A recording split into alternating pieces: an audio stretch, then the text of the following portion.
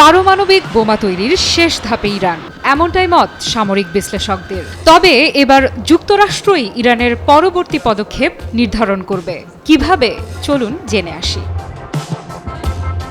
আগামী ২০ জানুয়ারি যুক্তরাষ্ট্রের ৪৭তম প্রেসিডেন্ট হিসেবে শপথ নিতে যাচ্ছেন ডোনাল্ড ট্রাম্প। নির্বাচনে জয়ী হওয়ার আগে বিশ্বজুড়ে শান্তি ফেরানোর প্রতিশ্রুতি দিয়েছেন তিনি। তবে ইরানের বিষয়ে মার্কিনিরা যে সব সময় কঠোর অবস্থানে থাকবে সে বিষয়েরও ইঙ্গিত পাওয়া গেছে।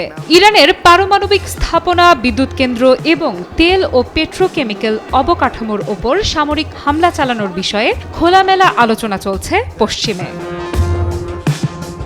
তবে ইরান এসব হুমকিতে কান্না দিয়ে বড় পরিসরে একের পর এক সামরিক মহড়া চালাচ্ছে, মন দিয়ে এগিয়ে নিচ্ছে নিজেদের বহুল আলোচিত পারমাণবিক কার্যক্রম। যদিও দেশটি আলোচনার পথও উন্মুক্ত রেখেছে পশ্চিমাদের জন্য।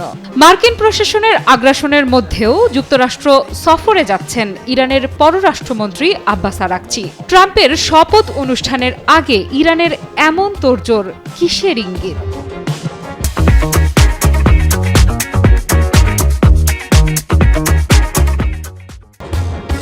আগামী ৪ বছরের জন্য পশ্চিমাদের দায়িত্ব নিতে যাচ্ছেন যুক্তরাষ্ট্রের নবনির্বাচিত প্রেসিডেন্ট ডোনাল্ড ট্রাম্প। শোনা যাচ্ছে হোয়াইট হাউসে বসার পরেই ইরান বধে ম্যাক্সিমাম প্রেসার 2.0 স্ট্র্যাটেজি প্রয়োগ করবেন তিনি, যেখানে বিভিন্ন ধরনের নিষেধাজ্ঞায় ইরানকে জড়ানোর পরিকল্পনা ট্রাম্প প্রশাসনের। এদিকে সব জল্পনার অবসান ঘটিয়ে আগামী ২০ জানুয়ারি পশ্চিম এশীয় অঞ্চলের দেশগুলোর মন্ত্রী পর্যায়ের বৈঠকে অংশ নিতে যুক্তরাষ্ট্রের নিউ ইয়র্কে যাচ্ছেন ইরানের পররাষ্ট্রমন্ত্রী আব্বাস আরাকচি।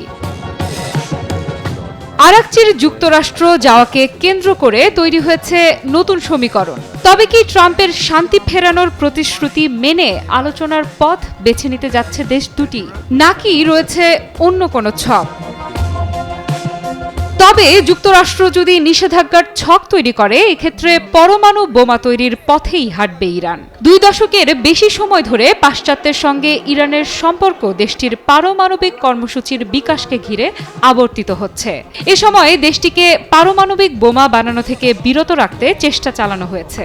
তবে ২০১৮ সালে ট্রাম্প জেসিপিওএ থেকে বের হয়ে যাওয়ার ১ বছর পর থেকে ইউরেনিয়াম সমৃদ্ধকরণের মাত্রা এবং সেন্ট্রিফিউজের সংখ্যা বাড়াতে শুরু করে ইরান। গত কয়েক মাসে ইরান কয়েক হাজার নতুন সেন্ট্রিফিউজ স্থাপন করেছে। ইরান এখন ৬০% পর্যন্ত ইউরেনিয়াম সমৃদ্ধ করছে। পারমাণবিক বোমা তৈরির জন্য ইউরেনিয়াম সমৃদ্ধির মাত্রা ৯০% বেশি হতে হয়। সেই হিসাবে দেশটি পারমাণবিক বোমা তৈরি থেকে প্রযুক্তিগতভাবে তুলনামূলকভাবে সামান্য দূরে রয়েছে।